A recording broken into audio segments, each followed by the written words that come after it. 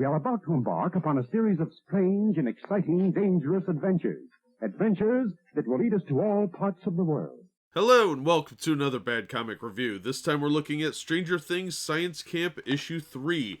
This is a 4-issue miniseries from Dark Horse Comics, written by Jody Houser, pencils by Edgar Salazar, inks by Keith Champagne, colors by Marissa Louise, letters by Nate Piekos of Blambot, cover by Viktor Kalvachev. Cover's actually really good. That would have sold me on the issue if I wasn't already buying it. The interior art is a little different. So we get to see the kids doing some stuff, doing math relay, that sort of thing, but it appears that Counselor Dawn is gone. Now, if we looked back at last issue, we would have some indication as to why, but the other counselors don't seem to know. Then we see the masked individual gearing up to go back out, just in time for Lori to be accosted in the woods. And that's when Dustin gets wind of what's going on, him and his friend Susie, who he is now actually talking to. Well, Lori actually got away from this person and said he's wearing an Einstein mask. Now, Dustin realizes that the kids are easier targets, so it must be the counselors they're going after. So he forms a little adventuring party, and he's still working on his D&D game. So this issue is actually going somewhere. Unfortunately, it is the third of the 4-issue miniseries. This should have been the end of issue 1, maybe issue 2. It's taking way too long to get anywhere. Although the cover's good, the interior art is fairly weak. It's definitely an up-and-coming artist. They've done a pretty good job making people look like they do on the show, but it still needs something. Like, the front characters don't really match the background, so it's okay. I'm not upset about the art. It's just not the greatest. It's not the worst. It's very middle of the road, but it is functional for what they're trying to do, and people do look like people. My main problems are that it took this long to get to where anything is happening, and I think it's kind of a lost cause. I'll probably read issue 4 just because I'm a completionist, but as a miniseries, this took way long to get there. If this was like issue 3 of 6, maybe I would give it a little more leeway, but the next issue's last issue. There's been almost nothing visually happening in the story. It's been mostly just Dustin talking about his D&D game and doing generic scientific stuff like math relay. And they even make a comment to the science, but what science is that? It doesn't ever address what is actually being scientifically done at this camp. It just looks like a bunch of generic stuff. For instance, they launched rockets last issue, but they really didn't do anything specific. They have computers on their shirts, but we haven't seen them do anything with computers. So I'm a little confused as to what this generic science term means. That mostly just indicates to me that the writer got lazy and didn't want to look up different branches of science to focus the camp on. So I'm a little bored with the miniseries. I think most people will be, because by the time it gets rolling, the miniseries is almost over. It took way too long to get to the point where something is interesting and about to really happen. The little teases that we had